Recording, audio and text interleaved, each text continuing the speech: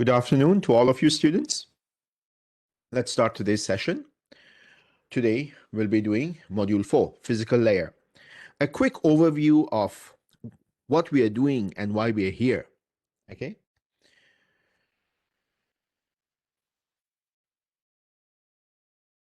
Now, we are doing CCNA, Cisco Certified Network Associate. So, we are going to go through the first CCNA, which is Introduction to Networks. That is CCNA-1.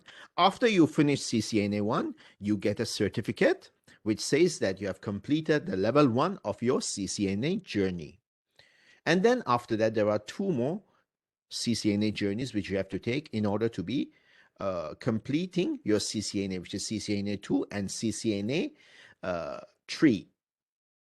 So if you are doing distributed networks following year, you will be doing CCNA-2 and CCNA-3.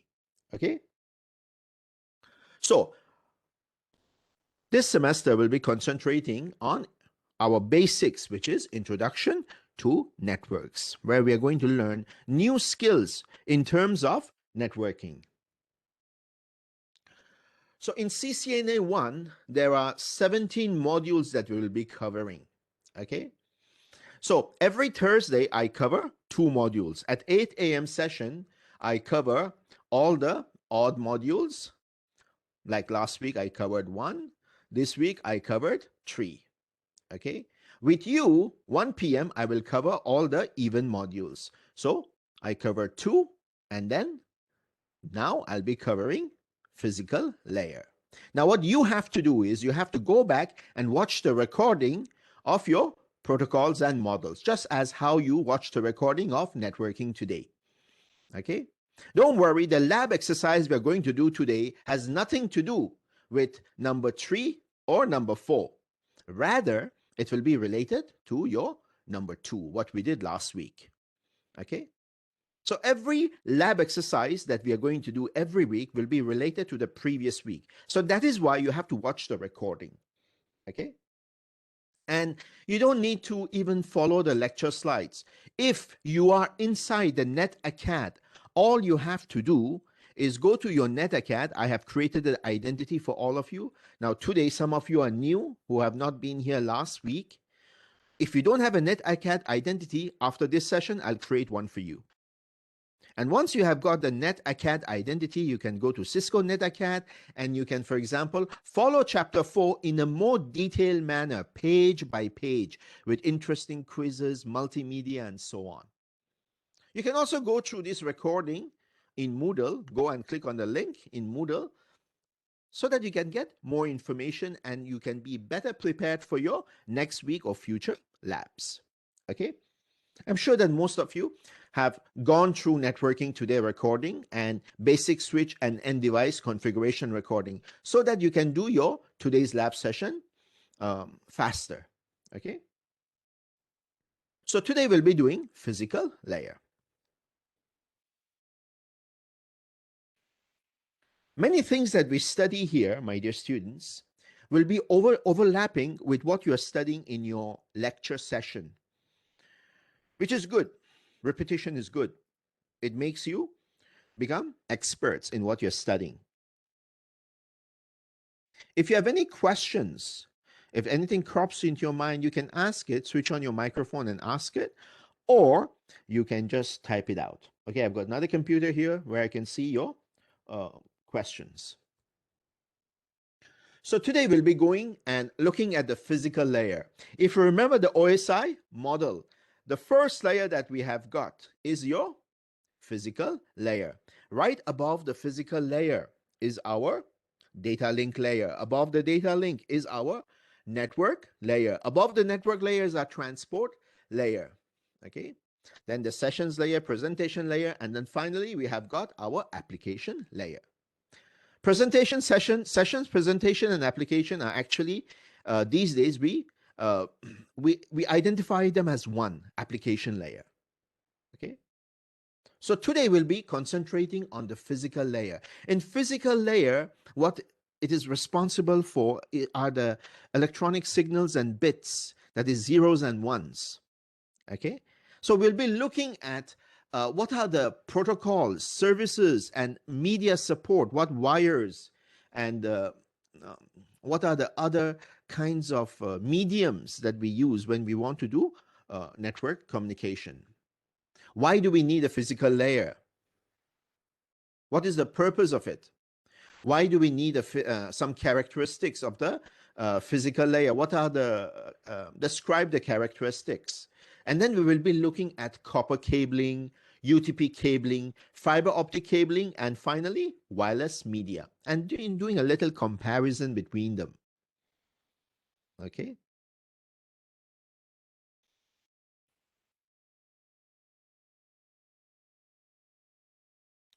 So purpose of the physical layer. The first point we're going to go through. So before you can do a communication, physical connection has to be established. Okay. It can be wired or wireless. If it is wired, we can follow a certain wiring technology, coaxial. It can be fiber optic. It can be UTP and so on. Okay. Depends what kind of institution you have. Are you having a home network, or are you having your corporate network? Okay. In all these situations, the device that has to be communicating with your network should have a network interface card. Okay. This network interface card has got a MAC address hard coded inside it. Okay. We call this MAC address actually layer 2 address. That is your data link layer. Okay. Your data link layer takes care of the MAC address. Your layer 3, which is your network address, which is your network layer, takes care of your IP addresses, IP version 4, IP version 6. Okay. So if you look at the OSI model, every layer has got a purpose built inside it. Every layer has got protocols associated with it. Okay. So if you want to connect to a network, you should have a network interface card on your system. Be it your device, which is your mobile device, a computer, an IoT device, the microphone, the huge microphone I'm using over here, everything, if it wants to communicate with another device, it should have a wireless NIC or a wired NIC. For example, this picture of this NIC, you can see it is for the desktop, and it goes on your motherboard's PCI slot. Okay. And over here is your RJI. Sorry, hold on. Okay. So over here is your RJ45 socket. Okay. So over here, if you look at your notebook or your desktop computer, you will see that you have this RJ45 socket. If you're if you're on your mobile phones, don't search for RJ45 socket. Sorry, couldn't help myself. Okay, mobile phones, you have got a wireless adapter. I'm just pulling your legs, my dear students. Okay, so what you do, if you have your notebook, just have a look. You have got this. Okay, if you have got your desktop, you have got this socket. So inside this socket, you will have your cable going in, and that cable is a UTP cable having a RJ45 port connection. And this device has got a MAC address hardwired inside it. That MAC address is unique only to your device. Every device has got a MAC address. Some devices have got multiple MAC address. For example, my notebook has got a RJ45 socket. It has also got a wireless, just like most of your systems. I can also have a USB RJ45 socket as well. Okay, so I can have multiple connections. So you see, in order to have this connection, you should first have this network interface card. Okay, so there's a question. Hold on.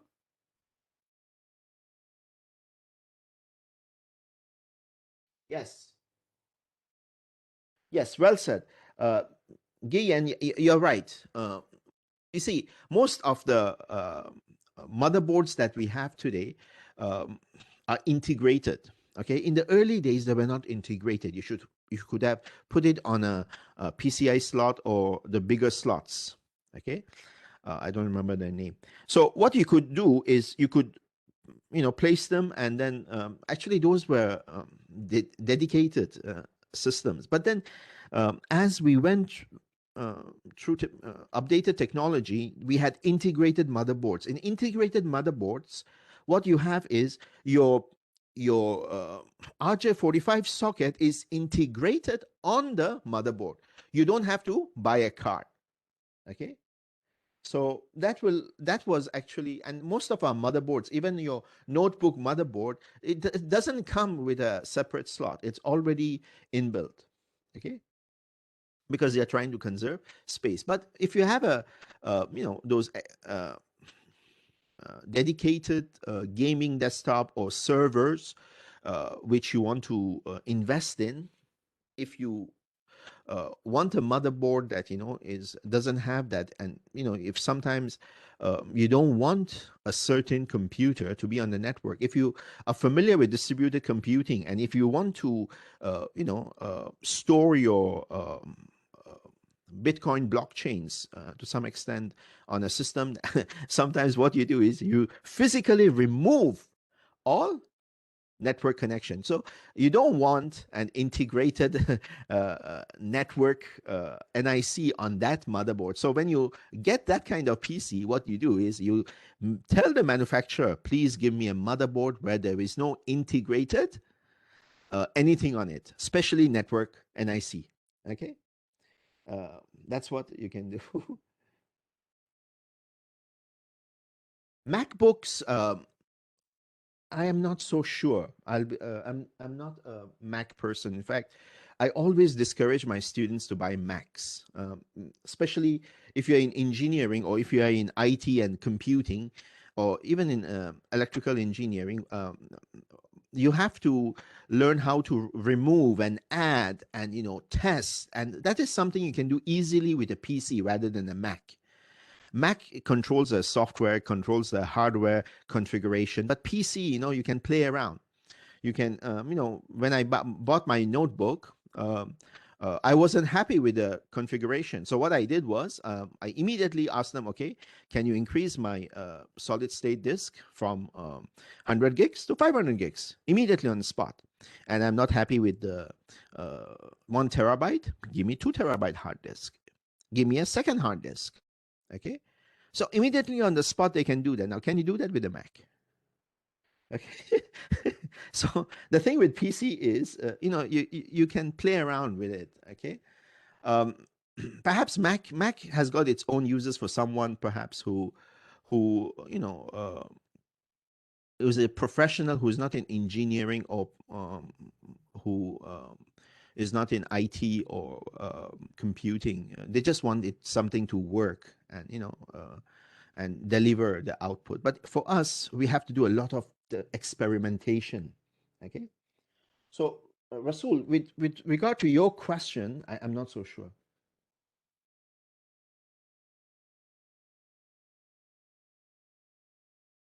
Yes, yes, yes. Especially if you have got Bitcoin information, you don't, and you want to conserve that information, and you don't want it to be leaked out. Okay, yeah, some people do that.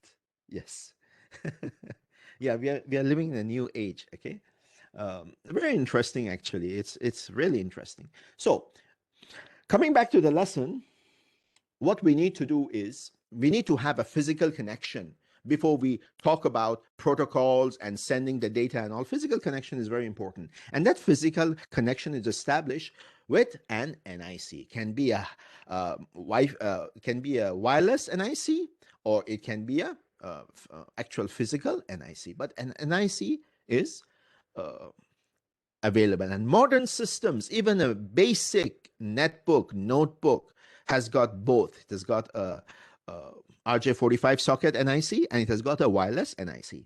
Okay, moving on. In the physical layer, you know that when you send data, okay, when your data comes in, it's in the form from the client to the server, or the server to the client. The data is at the application layer, From the application layer, it goes to your transport layer, and in transport layer, it's segmented. And then it comes to your network layer where the segment is converted into packets. Then it comes to your data link layer where the packet is converted into frames. And then from data link layer, it goes to your physical layer where the frame is converted into bits and signals. Okay. And then when these bits and signals go to their destination, again, they are converted from these bits to frames to packet to segment to data. Okay, that's how data is transferred. Why do we segment? Why don't just send the data as it is? Because you cannot just send a whole video movie, which is, let's say, 1 GB of movie from one section to another section. The whole internet will collapse. You have to cut it down into smaller chunks. Okay, you have to segment, and then you have to make it into smaller packets, and then you have to frame it, and then those frames have to be converted into bits. Okay, that is how the internet works.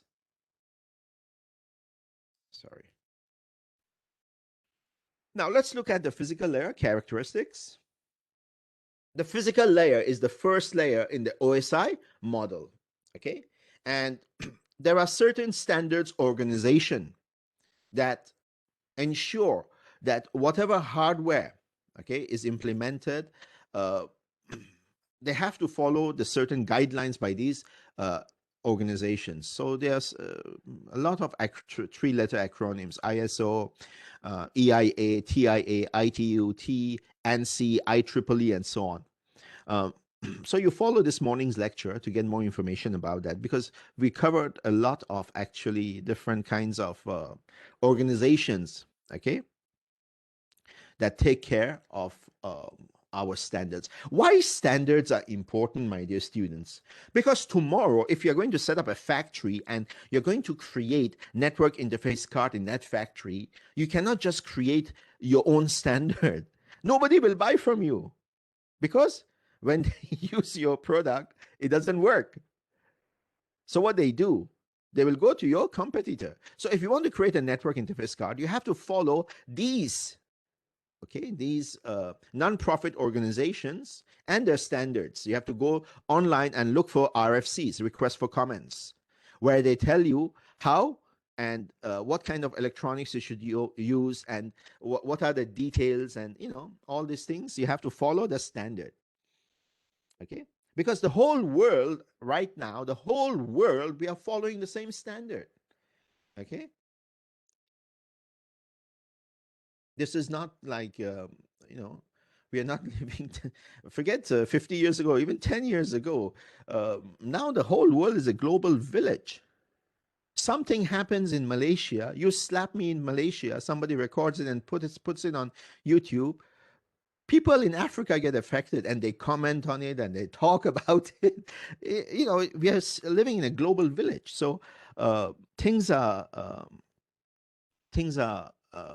different in this day and age. We have to follow a certain standard, and that was the beginning of the internet. That's what we were struggling with. Everybody was doing their own thing. If you look at the 70s, when they came out with different technologies and digital systems and internet, everybody was doing their own thing. In the early days, in the 80s, even the IBM PC, the software that was used on IBM PC could not be used on an HP machine. Okay, that was the situation those days. Okay, but now we can exchange data no matter which PC we use.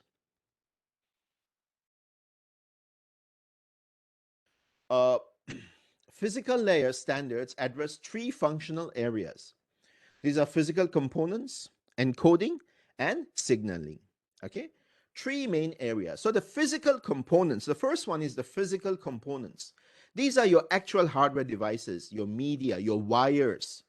Okay, and they're responsible for transmitting the signals. So your physical components, a major component is your network interface cards, wireless or actual network interface cards. Your connectors, your cables, these all have to follow a certain standards associated with them. Okay.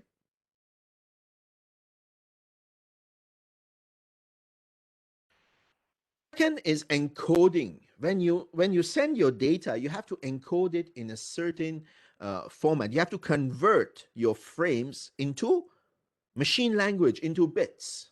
Okay. An example, what you have studied or are going to study in your lecture is the Manchester encoding. Okay. So when you do Manchester encoding, then it can be sent by pulses of electronic signals through the medium. Now, again, depends what medium you're using. Okay.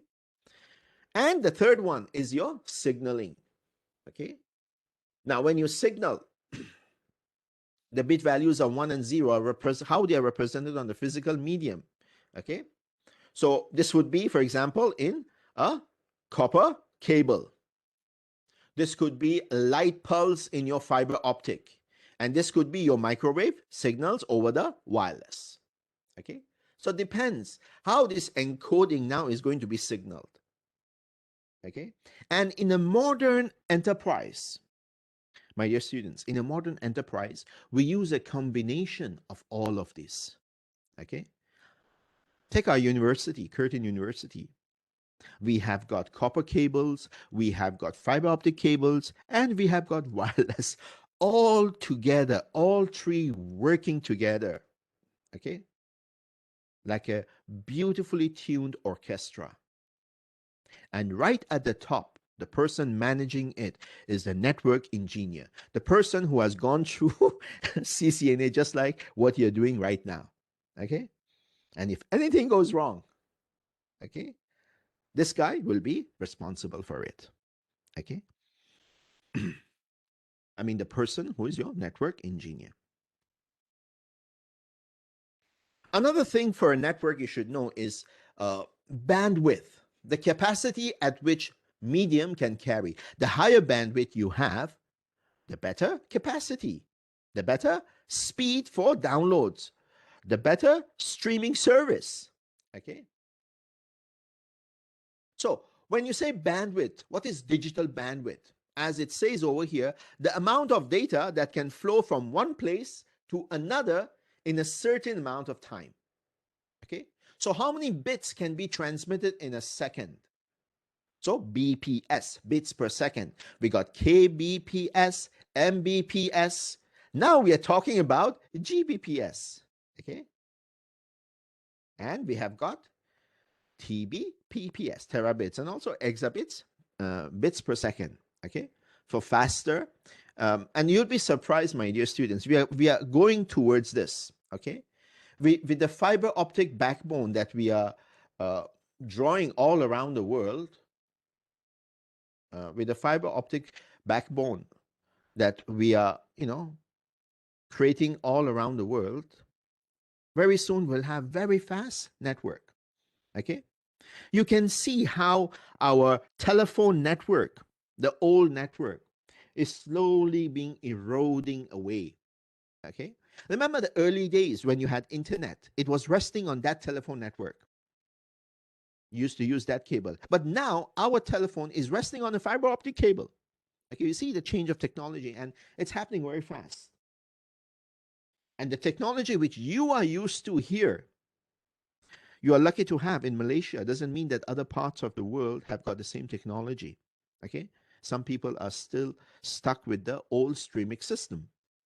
Okay. When you look at bandwidth, terminology, there are some terms that you have to understand, and you will be studying this in your lecture as well. First is latency. That means that delays for the data to travel from one location to another location. Throughput, or some people call it throughput, but actually it should be pronounced throughput. The measure of the transfer of bits across the media over a given period of time. Okay. Now, sometimes in a media, there can be overheads. There can be all kinds of data, okay, background data. So that is a traffic overhead. So there is another thing called goodput, which is the throughput minus your traffic overhead. And there are formulas to actually calculate this. And you'll be studying this in your lecture session. And in your tutorial, you'll be actually solving certain problems. In your final exam, they will give you questions, give you problems. I'm talking about your theory-based exam. They will give you questions where you have to solve those questions. Now let's look at copper cabling.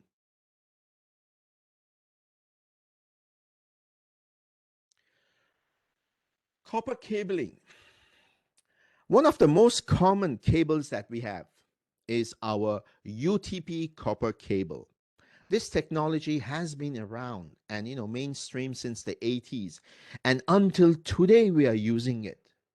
This is a very good example of what the industry uh, likes and does not want to change.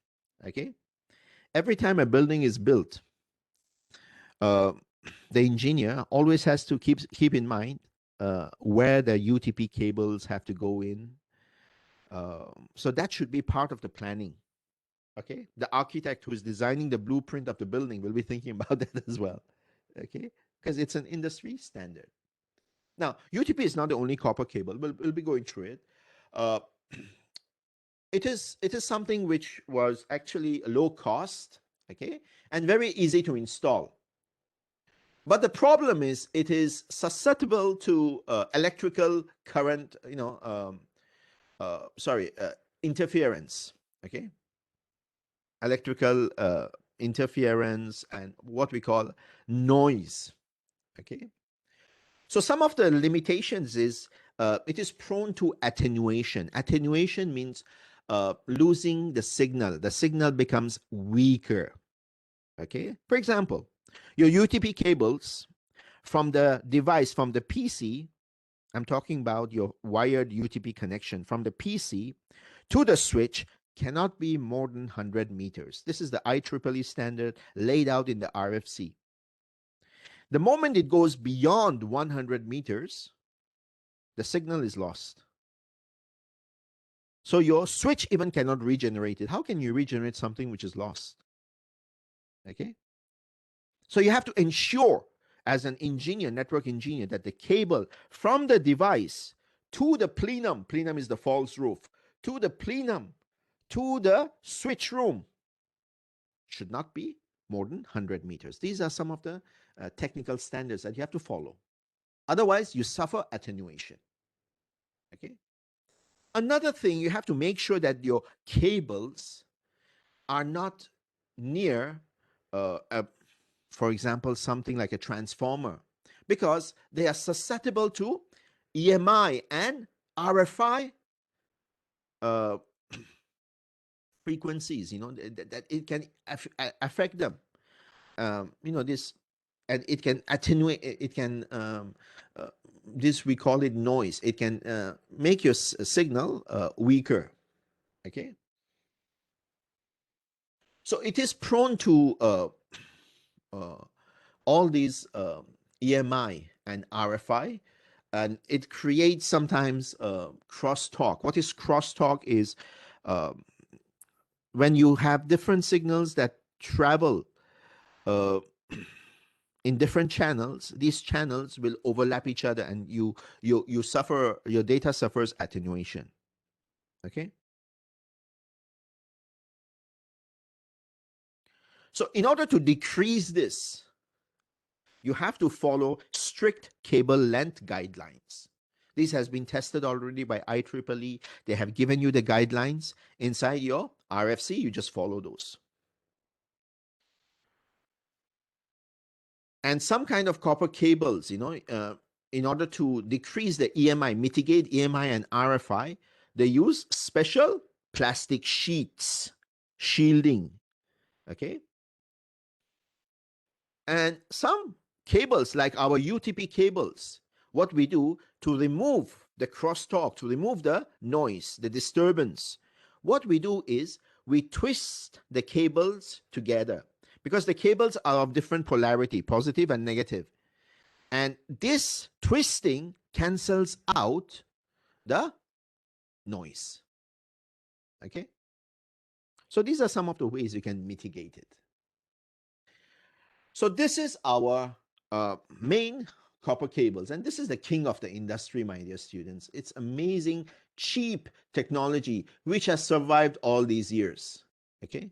They came out with a shielded twisted pair, much more expensive, and a much more better cable. And it's still around, but still people use this.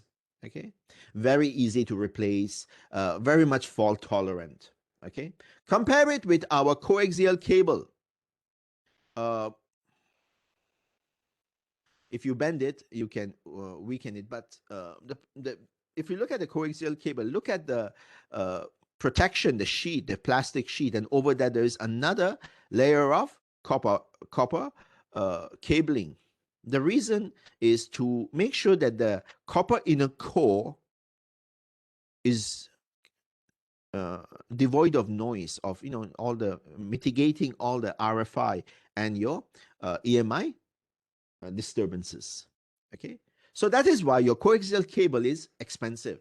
If you are using cable at home, cable as in TV cable, then you will see I've got a coaxial cable. Okay, this one can be easily bent and played around, and you can step on it. You can you can even take a hammer and beat it. I think if you I think it will still work. I guess if you beat it hard enough, you can stop making it work. I remember in the campus, there was this in GP3.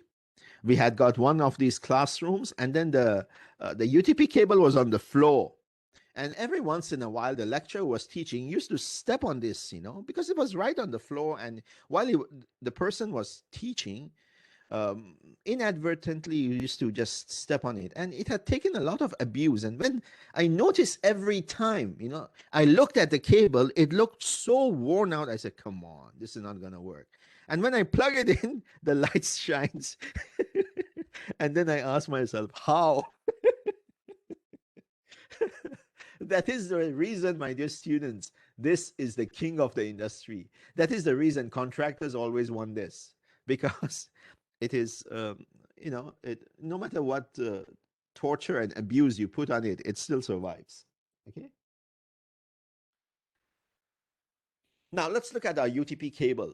In a UTP cable, you have got 4 pairs of 8 cables. Okay, and they are twisted. And you see just the wires and then an outer jacket. Nothing fancy like STP. There will be another one, or like your coaxial cable. No, they're very straightforward. Outer plastic jacket and wire inside. That's it. Okay. And you connect this by arranging it in a certain alignment, and you push it inside a RJ45 connector. And then you take a device, a tool known as cramping tool, and you press it. And then you have your connection. That's it. Very easy to reproduce. Okay? Even if you step on it and even you damage it, very simple. You take a scissor, another scissor, you take a clip and you cut this. And then again, take out the wires and create another RJ45 connection. Okay, that's why it's very cheap and easy to reproduce. So you need a technician who's skilled in doing this. And the more you do this, the better you get. So the outer jacket protects the copper wires. So this is the outer jacket. The twisted pairs protect the signal from any interference. So the different polarity, positive and negative, will ensure that they cancel each other's noise. So the color-coded plastic insulation electrically isolates the wires from each other and identifies each pair. You have to know that there is a certain color code. Otherwise, how would you arrange it? By following that color code. For example, the color code is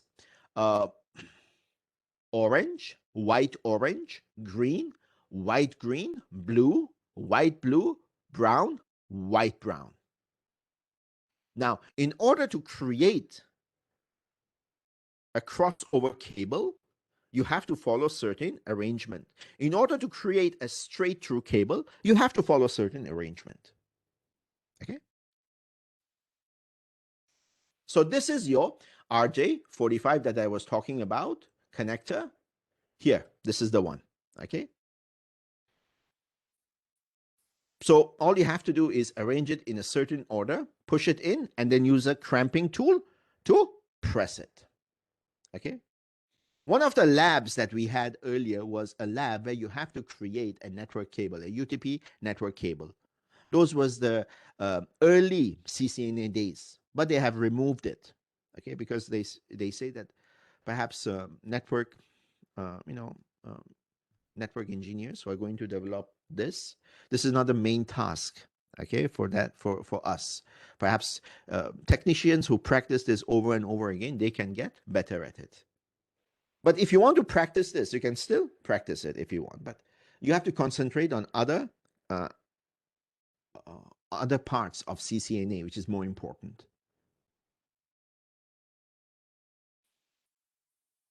Now, this is your STP, the one which was supposed to replace your UTP. But still today, it did not. Actually, UTP is still around. Okay, STP is still around, but compared to UTP, it's very expensive. Look at the protection. The wires have each pair has got its own sheet, and then they have got another braided or foil sheet to remove any EMI or RFI interference, and then a main plastic sheet. Obviously much better than UTP cable, much better. Expensive, yes, but much better.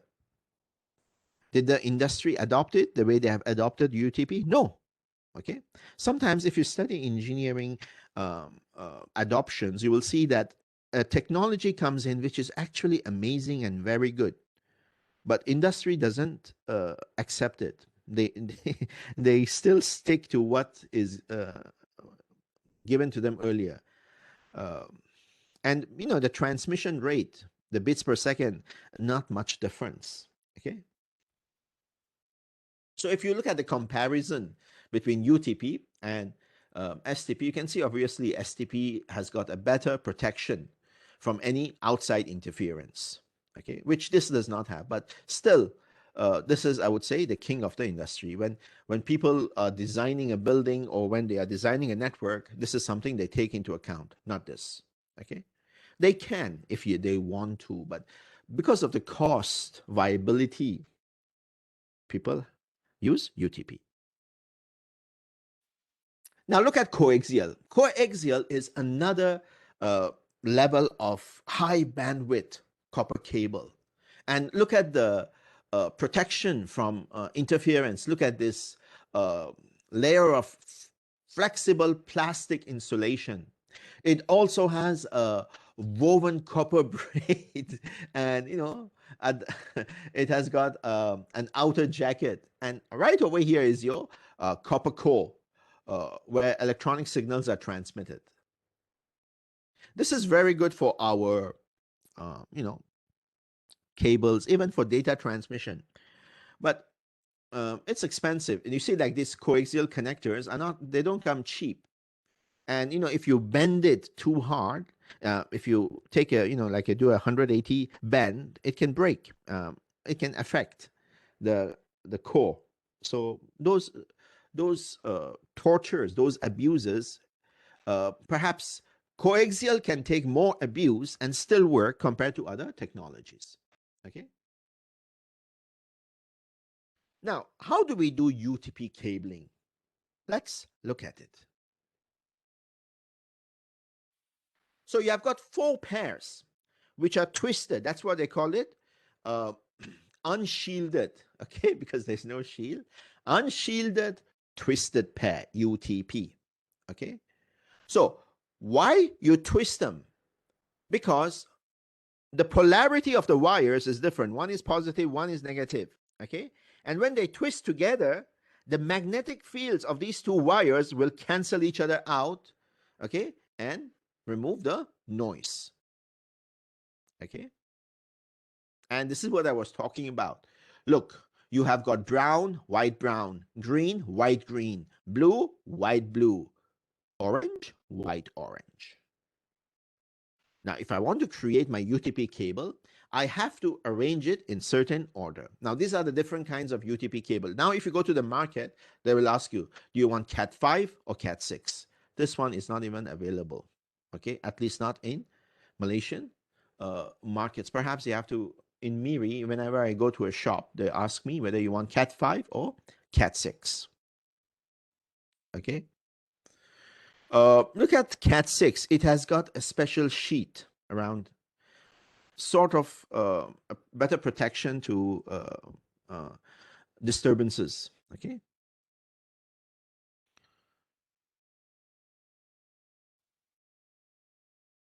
So in order to connect your UTP cable, you have to connect it to a RJ45 connector. You have to do the cramping properly, not like this. You see, this is an example of a bad cramping. Okay. This is something which a professional has done. Okay. A person who has cramped a lot. And you know, when you cramp it, when you push the wire inside this, first you have to put it in the proper order. It's not an easy thing to do. You have to put it in a proper order, push it, and then the cramping tool, you have to take that cramping tool and you have to give your all energy. Okay, it's not so easy. So what happens is these pins, you see, these 8 pins will be connected to the wires, underlying wires. That's why you have to use all your strength. Okay. And sometimes even you do that, you haven't done cabling, you use the testing tool, you will see that the connection is not good. So what you have to do is you take a scissor or you take a clipping tool and then you cut it and then do the whole thing all over again. Okay. The only thing is that this RJ45 connector is wasted. You cannot use it anymore. You have to take a new one. Okay. So when we used to have this lab where students had to create this cable, we had a lot of this RJ45 wastage. Okay. So that was an interesting lab, actually. Students used to struggle, and it was fun. Now, once you have created your cable, then you connect your cable to your RJ45 socket. Okay. Now, this is the socket that you have on your notebook. This is the socket that you have got, on your walls, on your building walls, where you connect to the network, okay, or even on your switch devices and even on your routers and so on. So in order to create your straight through cable, or you want to create your crossover, these are the standards you have to follow. You can create a T568 connection or T568B connection. What is T568A? In A, it has to be connected in a certain order. On pin 1, you should have white, green, followed by green, white, orange, blue, white, blue, orange, white, brown, brown. So you have to follow this order. Once you follow this order, you have got A. In B, the order is different. It starts on pin 1 with white, orange, orange, white, green, blue, white, blue, green, white, brown, brown. Then this is B. So you can look at the cable and you can know whether it's A standard or B standard. Now, if both ends are A, it is straight through. If both ends are B, it is straight through. If one end is A and the other end is B, then it is crossover. Okay? So if you want to connect your host, that means your device, to your network, to your switch, then it is going to be a straight through. If you want to connect, like what you did last week, a peer-to-peer connection, PC to PC, you have to use a crossover cable. Okay? If you want to connect your switch to switch also, technically you have to use a crossover cable. Router to router also you have to use a crossover cable. But these days it doesn't matter. Even if you use a straight through, it still works. Why? Because the modern devices that we have, okay, they use auto MDIX. So they sense the table and then they adjust their algorithm. It's amazing. Okay. And even your packet tracer, if you go to your packet tracer, uh, it simulate. Sorry, not PuTTY. It simulates that.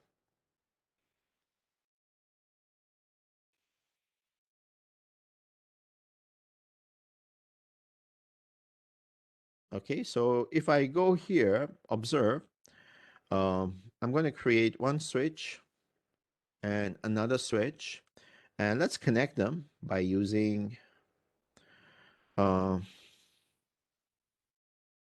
first we use the correct one. We use our crossover. Okay, you can see first it will be amber, but after some time it will become green. What about if I use straight through? In olden days you couldn't do that, but now you see there's no issue.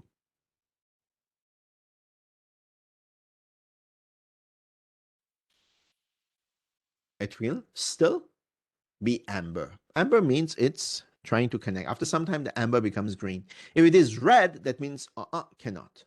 Okay. Host to host, like what we did last week. Okay. Your computer, that is strictly understood that it has to be crossover with crossover. You can never do this with straight through. It won't accept. Okay. There you go. Red, red. No, never accept. But if you look at this, okay, you can see that at both ends, you see, this is going to become green in a short while. So the MDIX technology that we have in here, okay, it will auto sense and it will accept it. Okay, even in the when you're using the actual equipment, unless you're using the old equipments, which of course we don't have. Yeah, all our equipments are modern. Okay. Oh, this is taking a long time to change.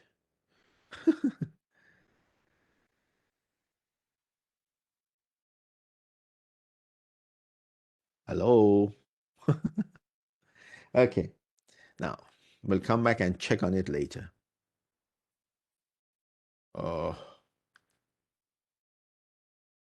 So this is your UTP cabling. Now let's go to fiber optic cabling. Okay. Fiber optic cabling is actually becoming the internet backbone. Okay. The whole world is actually cabling to fiber optic. Okay. It is a bit expensive, but the price keeps coming down. It's ideal for networking scenarios, and it can transmit. Like UTP has got 100 meters limit before the signal attenuates, but fiber optic has much longer distance. Okay, and it is less susceptible to attenuation, immune to it's not completely immune to EMI and RFI, but not as susceptible as your copper cables. It is made up of flexible thin strand of pure glass. Okay, and the medium uses a LED or a laser to encode your bits as pulses of light. Okay, and minimal signal loss happens even for your data when you want to send even video. It can manage that with minimal loss. There's a question.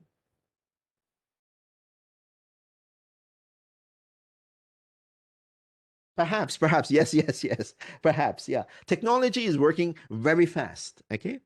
But adoption of technology perhaps will get some time, Again, depends with it depends with who is adopting, and it depends which country is adopting it faster. Look at our perhaps distribution of our vaccine for COVID-19. It is not all around the world. It's not uniform. Okay, distribution is very much different in different parts of the world, and there are many factors involved because of that. Okay, so adoption of technology, there are many reasons some people are left behind. So your fiber optic can be a single mode fiber or multi-mode fiber. Okay, single mode is very small core, uses expensive lasers and long distance applications. Your multi-mode fiber is a larger core and uses less expensive LEDs. Okay, and it can transmit 10 gigabits per second over, just look at this, half a kilometer, my dear students. This is amazing, isn't it? Okay.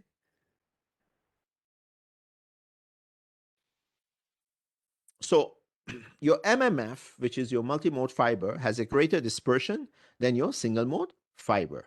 Okay. So now fiber optic cabling is now being used in industries like enterprise networks, fiber to home. If you're using Unify, just look at the connection. You can see a fiber connection right. If you're in the room where you have got your wire coming in and then connecting to your modem and then connecting your router, okay, you can right see your fiber cable. And that cable, my dear student, if you're using Unify, that cable carries your internet, carries your phone voice calls, and carries even your IPTV. Okay, amazing technology. You have got long haul networks. The service providers connect to countries and cities. And the most important of it is the submarine cable network, which is being laid down across the world right now. Okay. Let's go and have a look at this. Okay. Uh, so here, fiber. Sorry, I've got this big microphone in front of me, so typing is difficult. Fiber optic. Okay. Submarine cable network.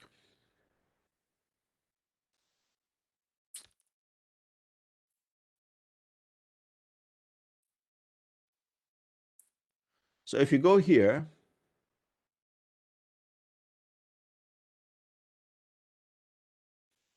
there we can see already the fiber optic under the sea. Okay. And you know, a few minutes ago, you see where is the maximum cabling, if you can see, between North America and Europe. Okay. And other places, perhaps you can see and judge. Okay.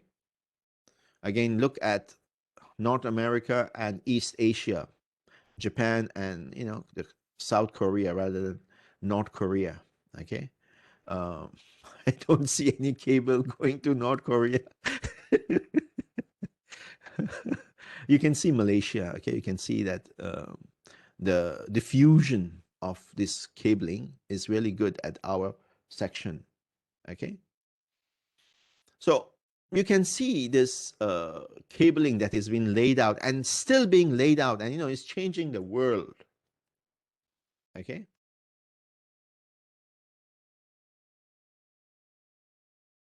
So these are some of the fiber optic connectors. So at home, you will see perhaps you'll have, if you're using Unify, you'll see a connection like this.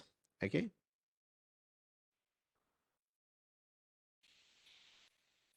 Uh, Depending on the color code, if it's a yellow, then it's a single mode fiber. If it is orange, then there's a multi-mode fiber. Okay. So this is some standards, you know, they follow it, but then some of them have a white color as well. Okay. So if you compare your UTP and fiber optic cable, just look at the first comparison. It is 10 megabits per second to 10 gigabits per second. And fiber optic is 10 megabits per second, starts at the lowest to 100 gigabits per second. Distance, only 100 meters. This one, there, distance, you see the higher end ones, you can go to 100 kilometers. Okay, that's amazing, isn't it? That means you can have this 100 kilometers without attenuation. Okay, it's amazing. UTP is hugely affected with EMI and RFI, but this one is immune. Okay, Electrical hazards, low. Remember in the early, Malaysia, we suffer a lot from torrential rains, and even in Miri, we have got lightning hazard, So, in the early days, when there was a lightning, you had to quickly go and switch off your computer, because if there was a lightning strike on one of the telephone cables, it could come in and, it could burn your computer. I suffered this in Malaysia in Johor Bahru. I was a victim of this, so I can tell proudly that a lightning killed my computer. And in those days it hurt me a lot, because in those days I was not that rich, and I was using a desktop, and I loved that desktop, and it burnt. After that, it was useless. Okay. And then people told me, we told you, when there is a lightning, do not use your computer, and they were right. Okay. But these days you don't have to worry about that if you have got a Unify. Okay. uh, if there is a lightning strike, your fiber optic cable will not transmit, okay, that high load of current to destroy your electronics. Having said that, please do not switch on your machines when there is a lightning strike and then blame me for it. Foad said nothing will happen. Please, something may happen, and then don't blame me, okay? Okay. Uh, so media and connector cost for UTP cabling, that's the reason it is being adopted. It's the lowest. And fiber optic, it is the highest, but it's still dropping. Okay. Installation skills, the technician doesn't have to learn many things, but for fiber optic, they have to go to a actual technical workshop and learn a lot of things. Okay. Safety precautions is lowest, and for fiber optic, it is the highest. So these are some of the comparisons. Now let's go to the final one, which is our wireless media.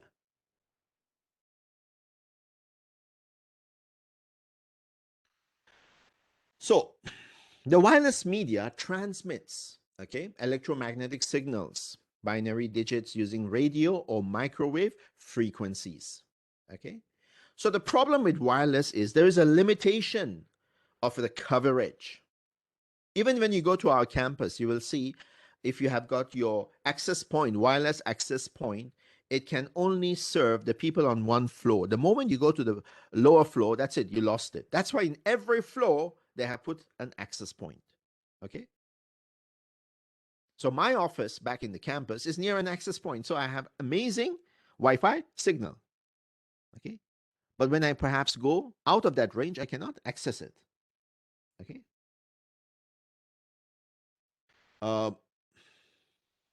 The interference also in wireless is susceptible to interference, and many devices can affect it. Security, wireless communication coverage requires no access to a physical strand of media. So security is an issue, okay? Hacking into your neighbor's wireless used to be a common problem, okay? Some people still do that, okay? You have got tools to check who is connected to your Wi-Fi, okay? And there are tools to hack into people's Wi-Fi, okay? Shared medium. Wireless LANs operate in half duplex mode, okay? That means only one device can send or receive data at a time, okay? So if you're accessing simultaneously, this can affect the bandwidth, reduce the bandwidth, okay? So there are certain wireless standards that we have, okay? The wireless LAN follows the famous 802.11 standard, okay? We also have Bluetooth. Imagine your world without Bluetooth, my dear students. That is IEEE 802.15, WiMAX IEEE 802.16, okay? And Zigbee, because of most of the IoT devices that we have, is 802.15.4 standard. In order to have your wireless LAN, you should have a wireless access point, okay? So this access point has got a range, as I told you. And in order to access this access point, your device should have a wireless NIC adapter. Okay. Even if your desktop is old and you don't have it, no worries. You can buy the dongle and put it on your computer's USB port, and then you have got a wireless NIC adapter. Okay. Very easy.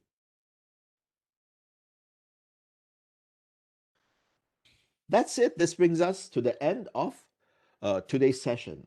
Do you have any questions before we continue to the next item?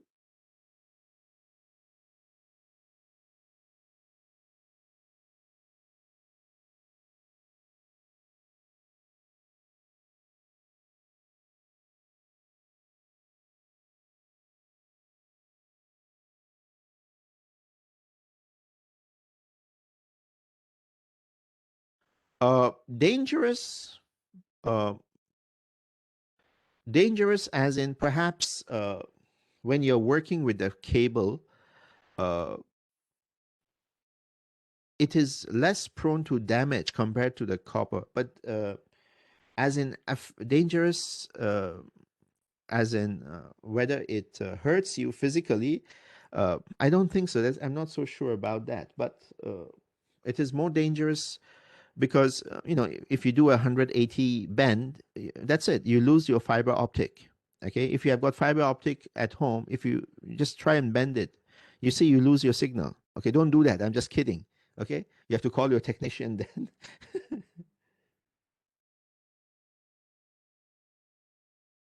uh, Wi-Fi 5 or 6, like those are Wi-Fi standard, right? Yes, yes, correct. Which standard? Which I mean the exact. When you go and if you go to the telecom website, they have got certain information, so you can go and refer to those. Okay, this is just to make you aware, and you will learn more about this in detail in your lecture sessions. Okay, but remember when you're here in our lab, these technical knowledge are good. You can know, but you don't have to worry about the details of these cabling and all that. You have to know about making the network work. You are the engineer who is at the end of the day responsible for the whole network to work. And if something goes wrong, if the students cannot access Moodle at the end of the day, and especially during exam session, you will be fired. Okay? Your job is not an easy job if you are going to be a network engineer. I've told you many times, it's a you're going to have sleepless nights, at least in the first few years or months of your job. Okay, the bigger the scale of the network, the more the worry. Okay, doesn't matter. You can say I'm a Cisco certified. I've done all the 3 levels. I've got the paper to prove it. But at the job, you have to make problems solved. And if you cannot do that, problem. Okay, so you have to concentrate in those solutions. Okay, you have to know how this cabling and details work, but do not delve deep inside it.